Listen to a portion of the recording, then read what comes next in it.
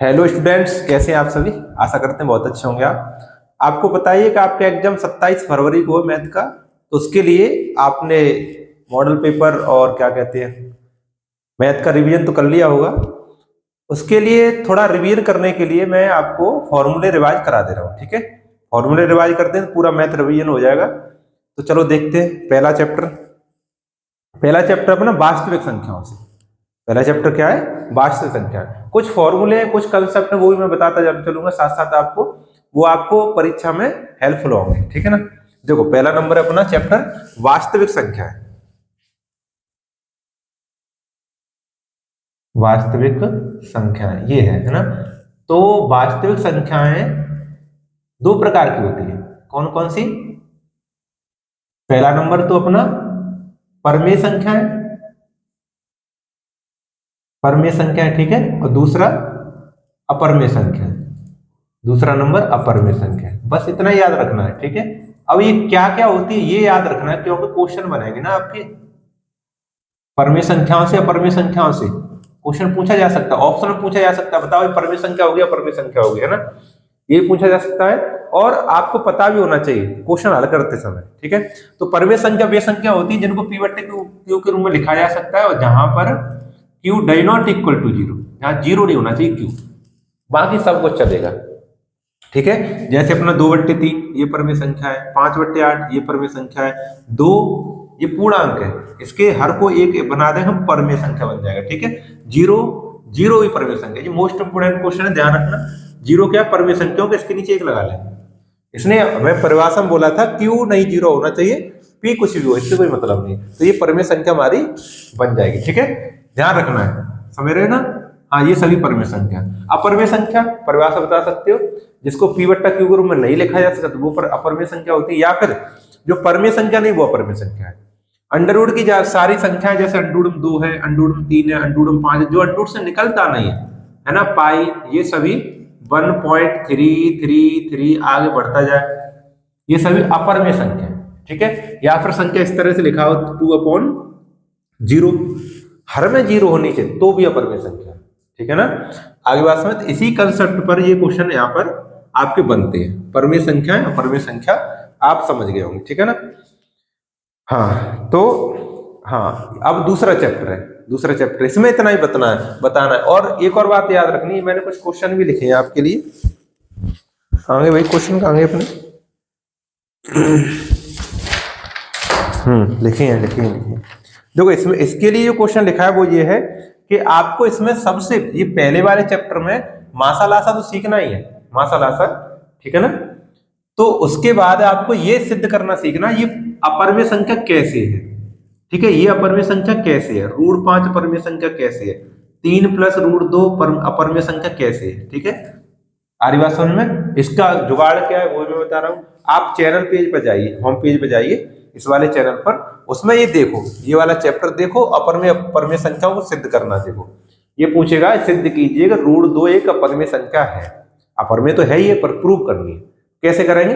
Channel पर जाओ, देखो उसको, ठीक है। जरूर करके जाना इन तीनों क्वेश्चनों को, आपको 100% करके ही जाना है। पेपर देने जा रहे हैं तो अन्यथा जाना मत, ठीक है ना। ये क्वेश्चन आपको करके जाने। अच्छा, दूसरा और फॉर्मूला है इसमें। दूसरा फॉर्मूला है दो संख्याओं का गुणनफल, दो संख्याओं का गुणनफल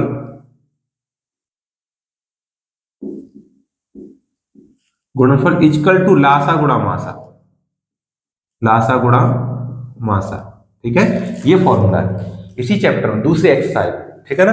तो दो संख्या हमने मान ली ए गुणा बी, दो संख्या ए बी, और इनका लासा एलसीएम इंटू एचसीएफ। आपकी पुस्तक में एनसीईआरटी में एलसीएम एचसीएफ लिख के दिया, ना कि लासा और मासा, याद रखना अच्छे से, ठीक है ना। तो इस पर क्वेश्चन जो आते हैं मोस्ट इंपोर्टेंट होते हैं। अब आपको सबसे पहला काम ये है, लासा ज्ञात करना आना चाहिए, मासा ज्ञात करना चाहिए। बस कहना मत कि करा दो, ये समय कराने का नहीं है, ये केवल बताने का है कि आपको लासा मासा आना चाहिए, ठीक है। उसे व्याप पर ये फॉर्मूला याद होना चाहिए, ठीक है। अगर ये फॉर्मूला याद है तो क्वेश्चन कैसे बनेगा, मैं क्वेश्चन भी बता दे रहा हूँ। एक क्वेश्चन कई बार आया, उसको ही मैं बताता हूँ। कई बार आया है, यदि एचसीएफ और 306 और 657 बराबर 9, जो लिखा है, यदि HCF और 306 और 657 इक्वल टू 9 है, तो एलसीएम ज्ञात करो। एलसीएम ऑफ 306 और 657 का ज्ञात करो। ये क्वेश्चन कई बार पेपर में आया है, कई सेटों में देखा है मैंने, ऐसे नहीं कई सेटों में देखा है इस क्वेश्चन को, इसलिए मैंने लिखा है। इस फॉर्मूले के व्याप पर ये क्वेश्चन है, ठीक है ना।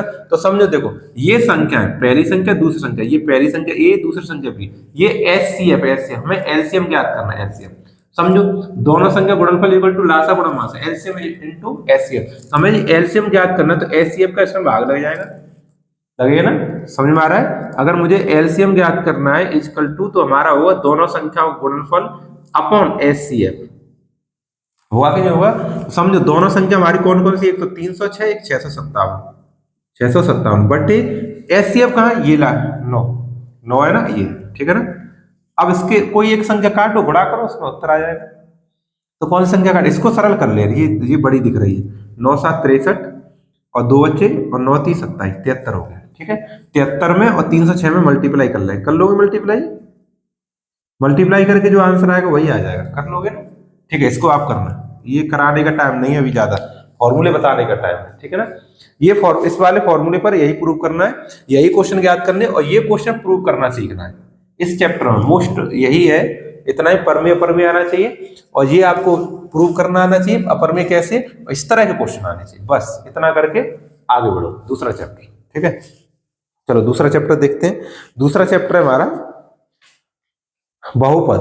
दूसरा क्या है, बहुपद। तो मैं बहुपद के बारे में जानकारी दूंगा, मैं इधर दे रहा हूं, ठीक है। इधर करते हैं दूसरा चैप्टर, बहुपद। देखो मैं रूप लिख के दिखा रहा हूं, a0 plus a1x plus a2x square plus a3x³ dot dot dot an x की पावर n, ये बहुपद का रूप है। ये क्या है, बहुपद है, अनेक पद हो वो बहुपद है, ठीक है ना। अच्छा एक और बात समझो, n क्या है, इसमें ऋणोत्तर पूर्णांक है, ये पूर्णांक है, ये बटे में संख्या नहीं होनी चाहिए, x की पावर 2/3 नहीं होनी चाहिए, x है वो अंडूड में नहीं होनी चाहिए, ठीक है ना। अभी ये x में लिखा है, x में बहुपद है, अगर यहाँ पे मैं y लिख दूं तो y में बहुपद होगा, ठीक है। ये बात सारी बातें सीखी है आपने, और भी गहराई से सीखना है तो चैनल पर जाके उसको गहराई से देखो, ठीक है। अच्छा इसमें अपने कई प्रकार के होते हैं, जैसे एक पदी बहुपद, द्विपदी बहुपद, त्रिपदी बहुपद। तो ये मैं तुम्हें शॉर्ट में लिख लिख के दिखाऊं, एक पदी बहुपद और ये द्विपदी बहुपद,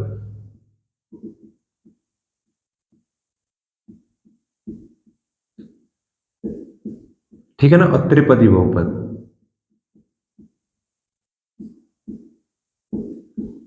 अब समझो, देखो एक पदी जिसमें एक पद हो, जैसे 2x लिखा है, देखो इसमें एक पद है, इसमें एक पद है ना, एक पदी बहुपद है। जैसे मेरा लिखा है केवल 5, एक पदी है, केवल लिखा है 7y, ये एक पदी है, ठीक है ना, एक पदी बहुपद है। द्विपदी बहुपद जैसे लिख दिया मैंने 2x प्लस 5, आपको बताया अपने बीजगणित में प्लस और माइनस से पद सेपरेट होते हैं, अलग होते हैं, गुणा से नहीं होते, ठीक है, प्लस से या माइनस से होते हैं। तो इसमें देखो एक पद दूसरा पद द्विपदी हो गया, ठीक है ना। जैसे लिखा हुआ 7y प्लस 3, ये द्विपदी बहुपद, दो पद है इसमें, ठीक है ना। त्रिपदी बहुपद जिसमें 3 पद हो, जैसे 2x प्लस 6y प्लस 7, जो 1 2 3, त्रिपदी हो गए, ठीक है। ये पदों के आधार पर बहुपद है, पदों के आधार पर। अब घात के आधार पर भी बहुपद है, जैसे रैखिक बहुपद, जैसे क्या कौन सा है, रैखिक बहुपद। रैखिक बहुपद यानी जिसकी केवल एक घात हो, जिसमें चर की क्या घात होनी चाहिए, एक घात होनी चाहिए। ये सभी लगभग रैखिक लिखे हैं, जैसे ये भी रैखिक है, ये भी रैखिक है, ये भी रैखिक है, ठीक है। 2 चरों में रैखिक है, ये भी रैखिक है, लेकिन 2 चरों में रैखिक है। समझ में आ रहा है कि नहीं आ रहा है। ये सभी रैखिक बहुपद है, जिसमें इसकी जो एक एक घात है, इन सब में क्या घात है, एक घात है, चर की एक घात है, वो रैखिक बहुपद कहलाता है, मोनोमियल, है ना। दूसरा नंबर अपना द्विघात बहुपद, द्विघात बहुपद। दो घात मतलब जिसकी दो घात हो, जिसकी क्या हो, दो घात, यानी 2x स्क्वायर प्लस 5 कर दो, ये द्विघात बहुपद है, जिसमें कम से कम नहीं अधिकतम दो घात हो, कम से कम नहीं अधिकतम दो घात हो, ठीक है ना। ज्यादा ज्यादा दो घात होनी चाहिए, ठीक है ना, वो होगा द्विघात बहुपद। तीसरा नंबर त्रिघात बहुपद, त्रिघात बहुपद, ठीक है। त्रिघात बहुपद होगा अधिकतम 3 घात हो, जैसे 2x स्क्वायर, ऐसे लिख दे रहा हूं, ax³ plus bx square plus cx plus d equal to 0, ठीक है ना। ये हमारा त्रिघात बहुपद। द्विघात बहुपद का होता है अपना A X square plus B X plus C, ठीक है ना। ये अपना द्विघात बहुपद होता है। ये बता क्यों रहा हूं, क्योंकि ऑप्शन में पूछा जा सकता है निम्न में से द्विघात बहुपद है, निम्न में त्रिघात बहुपद है, निम्न में से रैखिक बहुपद है, ठीक है ना। समझ में आ रहा है कि नहीं आ रहा है, तो इस तरह से पूछा जा सकता है। ये अपना द्विघात बहुपद होगा, ठीक है। अच्छा, अब इसी में बहुपदों के शून्य ज्ञात करना सीखना है, शून्य ज्ञात करना सीखना है। देखो कैसे सीखे उसको, अब 18 में स्क्रीनशॉट लो, अब शून्य सीखेंगे, ठीक है। इसको हटा दे रहा हूं मैं।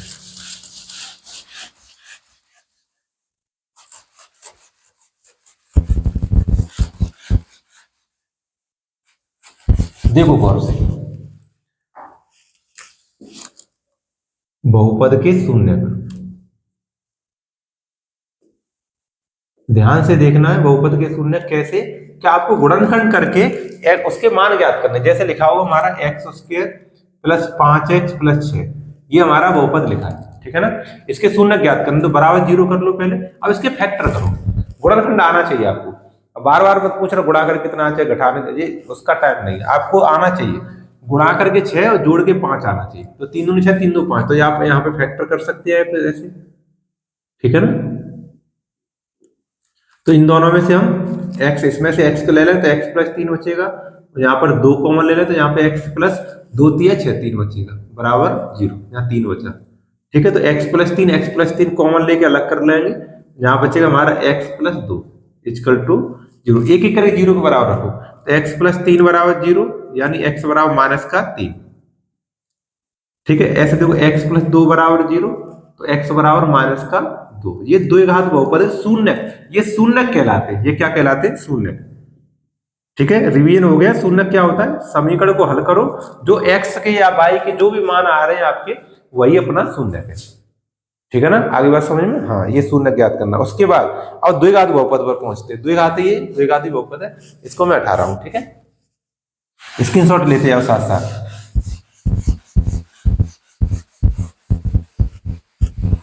देखो, द्विघात बहुपद है, द्विघात बहुपद, उसके शून्य के ये है द्विघात बहुपद।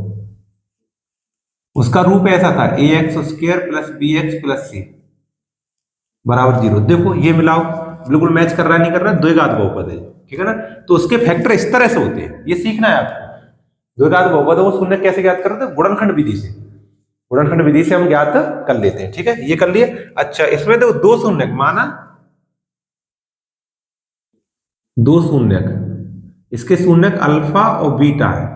अच्छा, ये भी याद सुन लो हमारी बात, द्विघात बहुपद दो शून्यक हो, त्रिघात बहुपद तीन शून्यक हो, चतुर्घात बहुपद चार शून्यक हो, मतलब चार मान होंगे इसके, त्रिघात बहुपद तीन मान होंगे इसके, ठीक है, तीन उत्तर होंगे, और द्विघात बहुपद दो उत्तर होंगे, यानी दो, है ना, दो शून्यक होंगे। तो इसमें हमने शून्यक अल्फा बीटा मान लिए, ठीक है। तो शून्यकों का योगफल अल्फा प्लस बीटा वो होता है माइनस के बी बट्टा ए, माइनस के बी बट्टा ए, शून्यकों का योग कहते हैं इसे, हिंदी में क्या कहते हैं, शून्यकों का योगफल alpha plus beta equal to minus के बी बट्टा ए, और शून्य को गुणनफल alpha into beta equal to क्या कहते हैं सी बट्टा ए।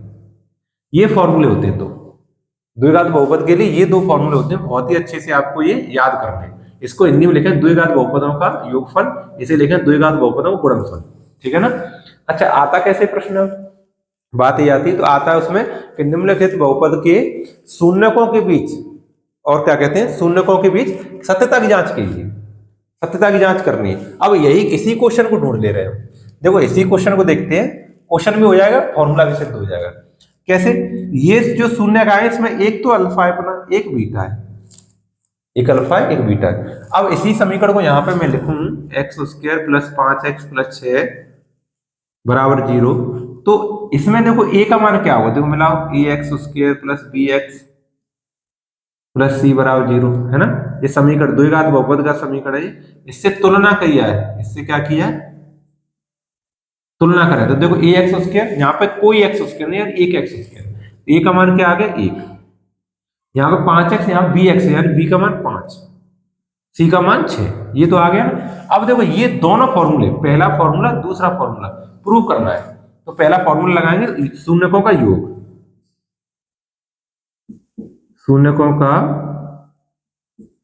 योग वो होता है अल्फा प्लस बीटा बराबर माइनस के बी बट्टा ए। अब लगाओ देखो, अल्फा का मान -3, बीटा का मान -3, तो यहाँ पे -3 और यहाँ पे -2 बराबर, बी का मान देखो 5, तो -5, ए का मान 1, तो 1। अब देखो -3 -2 -5 इक्वल टू -5। ऐसे सत्यता की जांच करनी है, प्रूव करना है। अब मैंने तो खंडों में बता दिया इधर उधर करके, पहले मैंने ये बताया था तो उसी को मैंने इधर ले लिया। आपको तो एक तरफ से करना है, पहले फैक्टर करना है, फिर फॉर्मूले लिखने हैं, फॉर्मूला लिख के ये कर देना है, ठीक है ना। हाँ, आपने पहले सीखा है और फिर भी कोई जरूरत पड़ रही तो उसमें चैनल पे जाके देखो, मैंने बहुत ही अच्छे से डिटेल में सिखाया है इसको, है ना। अब देखो शून्यकों का गुणनफल, शून्यकों का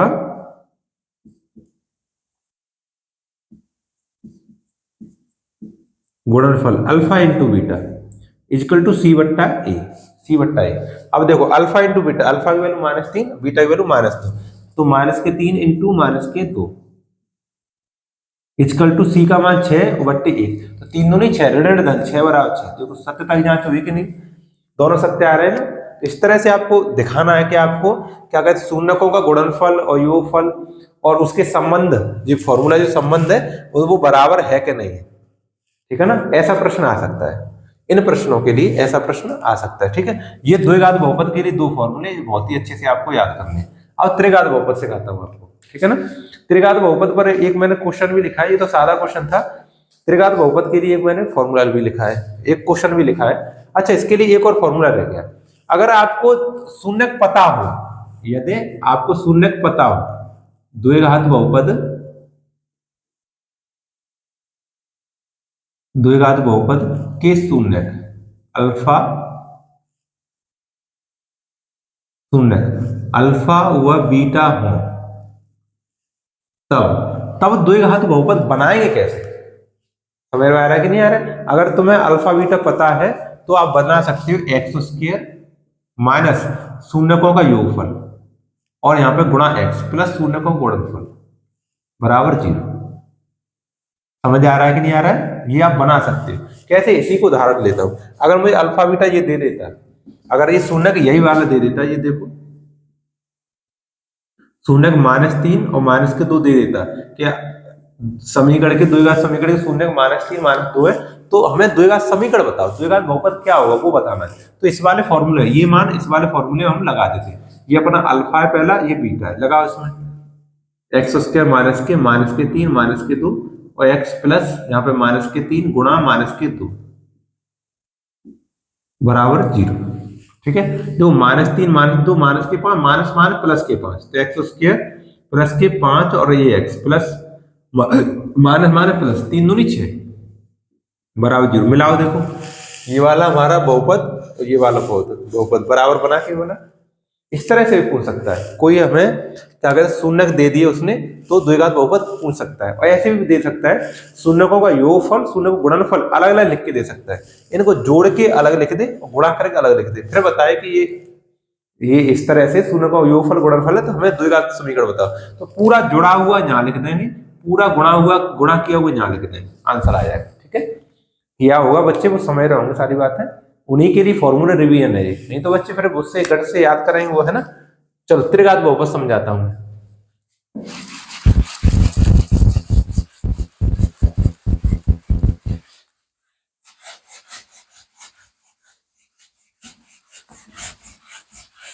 देखो त्रिघात बहुपद क्या है अपना,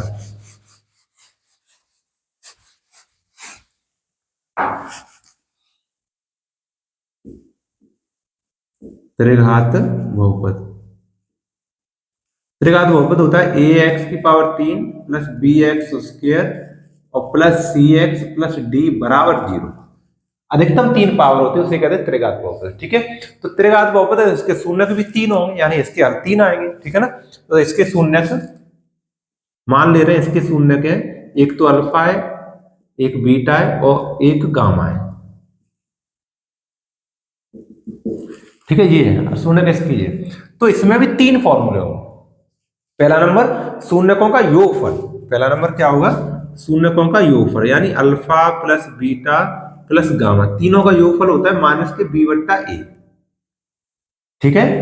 इसको याद रखना है, alpha plus beta plus gamma equal to -b/a। दूसरा नंबर इसमें दूसरा एक और इसमें तीन फॉर्मूले। दूसरा है दो दो शून्यकों को लेकर गुणनफल करके और योगफल के रूप में दो दो शून्यकों का गुणनफल करें, यानी अल्फा का बीटा के संग करें और बीटा का गामा के संग करें और गामा का अल्फा के संग करें। तीनों गुणनफल हो गए और इनका योगफल, बीच में योगफल का चिन्ह लगा है, तो इसका उत्तर होता है अपना क्या कहते हैं, सी बट्टा ए प्लस का, ये प्लस का सी बट्टा है। तीसरा फॉर्मूला हो गया तीनों शून्यकों का गुणनफल अल्फा बीटा गामा, तीनों शून्यकों का गुणनफल इक्वल टू माइनस के डी बट्टा ए। ये तीन फॉर्मूले त्रिघात बहुपद में। इसके लिए एक मैं क्वेश्चन लिख के लाया हूं, वो उसको देखो, मैं बोलूंगा लिखूंगा नहीं, ज्यादा बड़ा लिखा है, देखो वो लिखा है अपना, एक त्रिघात बहुपद ज्ञात कीजिए। बहुत बढ़िया, त्रिघात बहुपद ज्ञात करें, इसके लिए फॉर्मूला लिख दूंगा। अगर हमें त्रिघात बहुपद ज्ञात करना है, क्या ज्ञात करना है, त्रिघात बहुपद ज्ञात करना। अगर हमें शून्य दे दिए तो त्रिघात बहुपद ज्ञात करना, उसके लिए होगा x cube minus alpha plus beta plus gamma bracket of x square plus plus alpha beta plus beta gamma plus gamma alpha equal to sorry bracket of x plus sorry अब की बार माइनस अल्फा बीटा गामा बराबर 0। ये त्रिघात बहुपद ज्ञात करने के लिए सूत्र है। आपकी एनसीईआरटी में एक क्वेश्चन ऐसा दिया है, इसलिए मैं बता रहा हूं। आपके एनसीईआरटी पुस्तक में दिया है, वही क्वेश्चन मैं लिख रहा हूं, ये जो लिखने वाला हूं वही क्वेश्चन है। अगर हमें त्रिघात बहुपद ज्ञात करना है तो एक्स क्यू माइनस के bracket of x alpha beta gamma x square plus alpha beta plus beta gamma plus gamma alpha bracket of x minus के अल्फा बीटा गामा, ये फॉर्मूला लगाना पड़ेगा। तो देखो मैं सवाल बोल के बताता हूं आपको। एक त्रिघात बहुपद ज्ञात कीजिए जिसके शून्यकों का योग, शून्यकों का योग, शून्यकों का योग मतलब alpha plus beta plus gamma, ठीक है, शून्यकों का योग कॉमा दो शून्यकों को एक साथ लेकर उनके गुणनफलों का योग, दो शून्य एक साथ लेकर उनका गुणनफल, यानी alpha beta plus beta gamma plus gamma alpha, इसका मान, ठीक है ना। अच्छा, तथा तीनों गुणनफलों, उनके गुणनफलों का योग तथा तीनों शून्यकों का गुणनफल क्रमशः, तीनों शून्य गुणनफल यानी अल्फा बीटा गामा क्रमशः कितना है, क्रमशः 2 माइनस 7 माइनस के 14, 2 ये 2 है, ये माइनस 7 है, ये माइनस के 14, क्रमशः मतलब क्रम से। तो त्रिघात बहुपद ज्ञात। अब ये फॉर्मूला लगाना पड़ेगा, तो इस फॉर्मूले को मैं यहां द्वारा नहीं लिख रहा हूं, वहां से वैल्यू देख के यहां पे लगाओ। तो एक्स क्यूब माइनस इसका मान है 2 तो 2x स्क्वायर है ना, प्लस इसका मान है माइनस 7 तो माइनस के 7 और x माइनस इसका मान है माइनस के 14 बराबर 0। देखो ये माइनस प्लस माइनस हो जाएगा, माइनस माइनस प्लस हो जाएगा, यानी एक्स क्यूब माइनस 3 तो सही बन जाए यार, 2x उसके माइनस के 7x प्लस के 14 बराबर 0। ये हमारा त्रिघात बहुपद बन जाएगा। ये आपकी एनसीईआरटी का पुस्तक है, इसको अच्छे से कर लेना, बाई चांस आ जाए, ठीक है, आ जाए। ये फॉर्मूला है इसका, ये त्रिघात बहुपद है, ये क्या है अपना त्रिघात बहुपद, ठीक है। तो ये दूसरा चैप्टर है, दूसरे चैप्टर में अपने इतने ही फॉर्मूले हैं, इसके अलावा कोई फॉर्मूला नहीं है, ठीक है ना। तो सारे क्वेश्चंस अपने रिवीजन करो अच्छे से, तीसरा चैप्टर में बताता हूँ आपको, है ना। ये फॉर्मूले मैं बता रहा हूँ, इस पे जो जो क्वेश्चन मोस्ट होते हैं उनको मैं क्वेश्चन भी बता देता हूँ साथ साथ, बाकी मैंने फॉर्मूले बता ही रहा हूँ। देखो तीसरा चैप्टर दो चर वाले रैखिक समीकरण, दो चर वाले रैखिक समीकरण, तीसरा चैप्टर है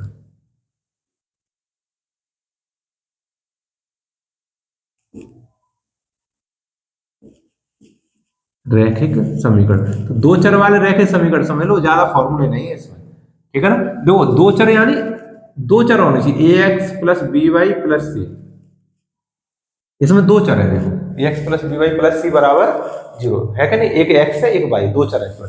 अगर हमें दो समीकरण लिखने हैं, दो a1 x1 b1 c1, यहाँ पे a2x plus b2y plus c2 equal to 0, ये दो समीकरण हो गए। इन दोनों समीकरणों को हल करने के लिए इस वाले चैप्टर दो विधियां है केवल। पहली विधि है विलोपन विधि,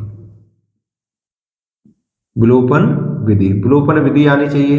दूसरा नंबर प्रतिस्थापन विधि, प्रतिस्थापन,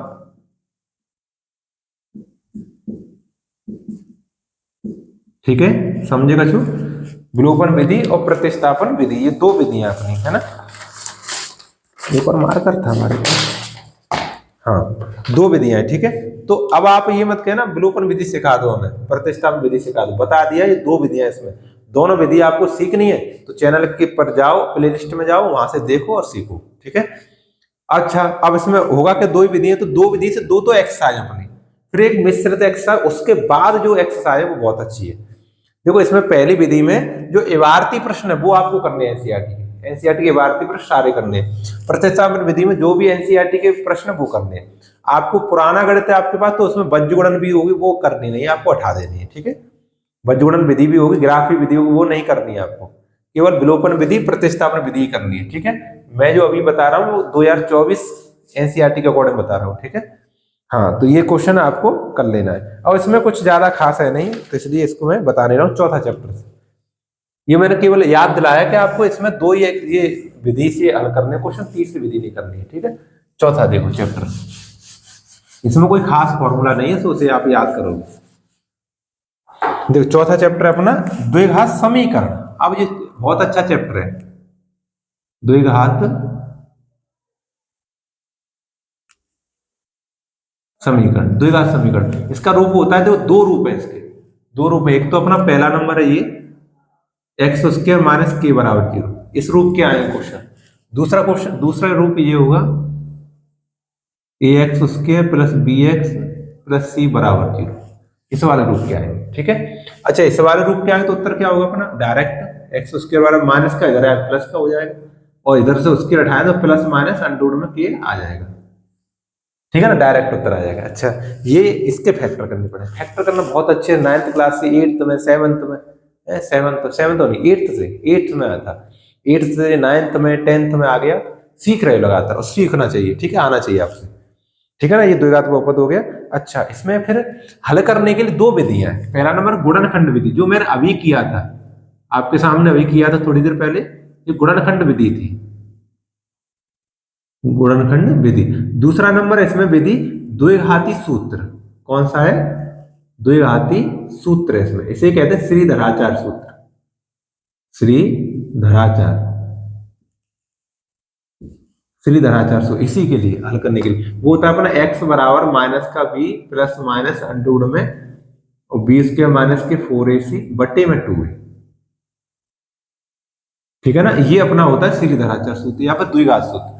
कोई ऐसे मान लिया जाए कि आपका गुणनखंड विधि से क्वेश्चन हल नहीं हो पा रहा है तो उसे आप इस वाले द्विघात सूत्र से कर लीजिए, माइनस के B plus minus under B square minus 4ac बट्टे में 2a, ये अपने फॉर्मूले हैं इसमें, ठीक है। ये हल करना आपको आना चाहिए, नहीं आता है तो आप उसमें प्लेलिस्ट में जाकर देखिए, तुरंत सर्च करके देखिए, ठीक है। चलो आगे अपना क्या कहते हैं, तीसरा नंबर इसमें पॉइंट विविध कर,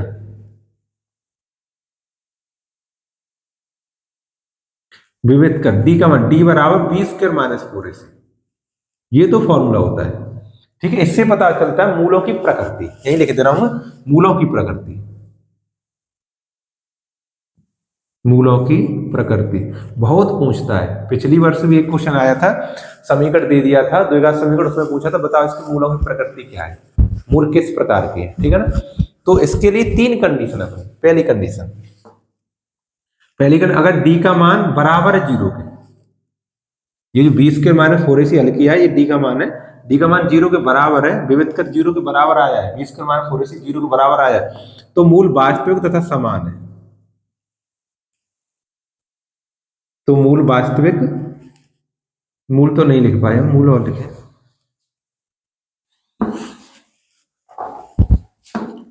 तो मूल वास्तविक, वास्तविक तथा समान है,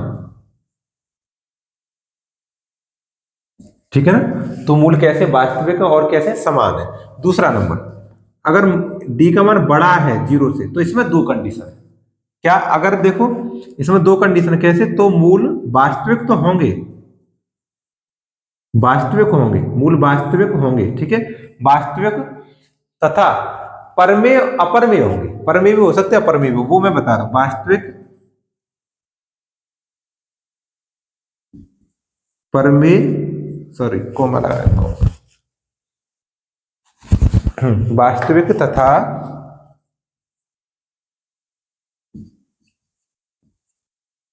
परमेय या अपरमेय होंगे,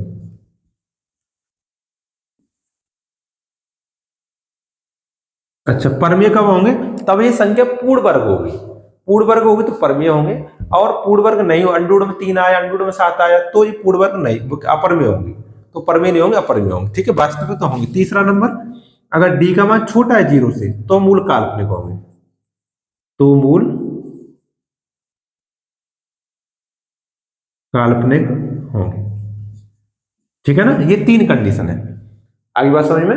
अगर मूल काल्पनिक है तो उसको हल भी नहीं करना है, ये भी उसमें है ना, हल नहीं करना है। तो ये 3-4 ये फॉर्मूले चौथे चैप्टर में, केवल चौथे चैप्टर में आपको यही याद रखना है। ये मूलों की प्रकृति मेन चीज है इसमें, मूलों की प्रकृति आपको अच्छे से याद करनी है। विविध कर मैंने 7, 8, 10 मेरे ख्याल से शॉर्ट्स बनाई, उसमें विविध कर के ऊपर ये विविध कर, ये फलाना विविध कर, ढिकाना विविध कर, बहुत सारे क्वेश्चन, अगर शॉर्ट भी देख लो तो तब तक समझ में आ जाएगा।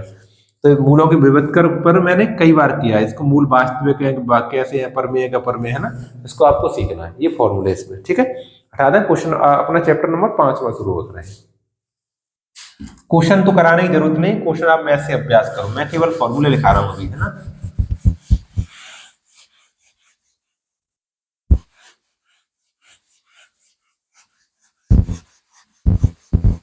चलो देखो, अपना अगला फॉर्मूला चैप्टर है 5वां, वो है समांतर सीढ़ी।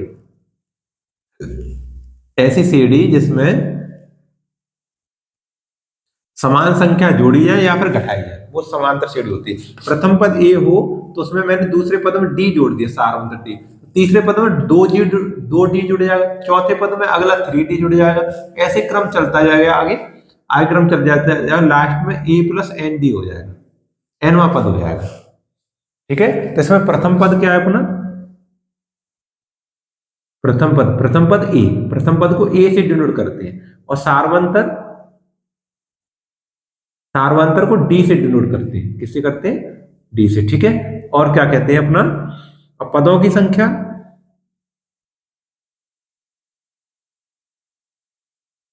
पदों की संख्या को एन से डिनोट करते हैं, ठीक है। तो एनवा पद, फिर एनवा पद का फॉर्मूला होता है A N is equal to A plus N minus के 1D, ये फॉर्मूला है, ये आपको पहला फॉर्मूला, पहली एक्सरसाइज के लिए यही पहला फॉर्मूला है, इसको याद रखना है। अच्छा, एन पदों का योगफल, एन पदों का योग, S N is equal to n/2 bracket of 2a plus n minus 1D, ये होता है एन पदों का योग। एक फॉर्मूला ये है इसमें, इस पर क्वेश्चन बन सकता है, ठीक है ना। अच्छा, अंतिम पद एल हो, अंतिम पद क्या हो, एल हो,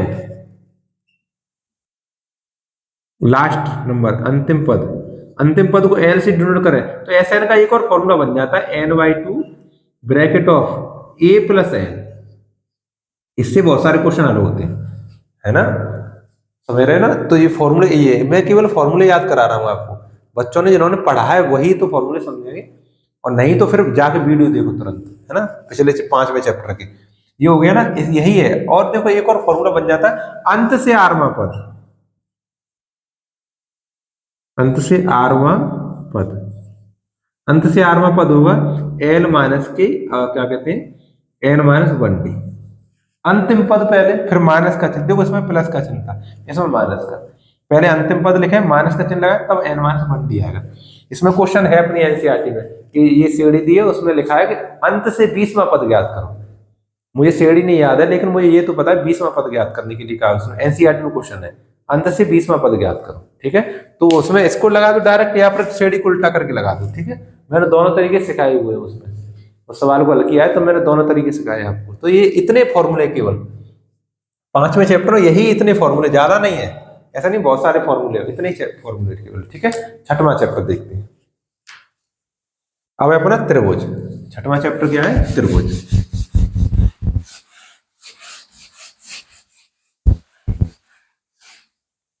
देखो 6वां चैप्टर त्रिभुज, तो त्रिभुज में सबसे पहला काम है समरूपता, समरूपता की कसौटी, समरूपता की कसौटियां,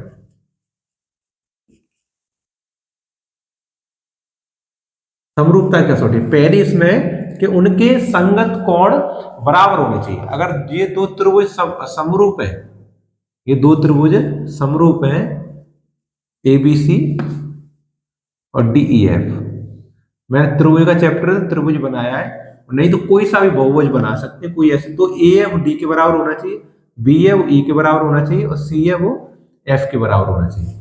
ठीक है ना, आगे बात समझ में। ठीक, संगत, उनके संगत कोण बराबर होना चाहिए, उनके संगत कोण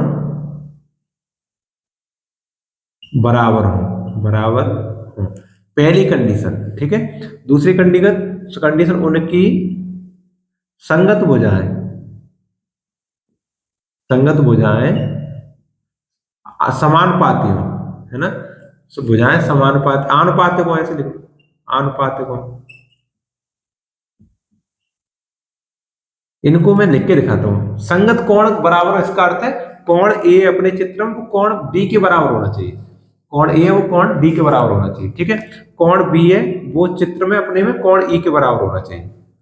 ठीक है, और कोण सी है वो कोण एफ के बराबर होना चाहिए। ये इस वाली बात का ये अर्थ है, उनके संगत कोण बराबर। अच्छा, उनके संगत भुजा समान, इसका अर्थ क्या है, ए बी भुजा का अनुपात डीई के साथ हो, ए बी का अनुपात डीई के साथ हो, वही अनुपात बी सी का ई एफ के साथ हो, बीसी का ई एफ के साथ हो। ठीक है, वही अनुपात ए सी का डी एफ के साथ हो। ये सब भुजाएं सब अनुपात हो, इसका अर्थ है। ठीक है ना, ये बातें समझ में आ गई। इसमें दो प्रमेय, मेन प्रमेय दो है, एक थेल्स प्रमेय, उसे कहते हैं आधारभूत समानुपातिक प्रमेय, और उसका एक विलोम, दोनों को मैं समझा दे रहा हूं। देखो, प्रमेय नंबर 6.1, 6.1 इसी को कहते हैं आधारभूत आनुपातिक प्रमेय, आनुपातिक प्रमेय, इसी को कहते हैं थेल्स प्रमेय। क्या कहते हैं,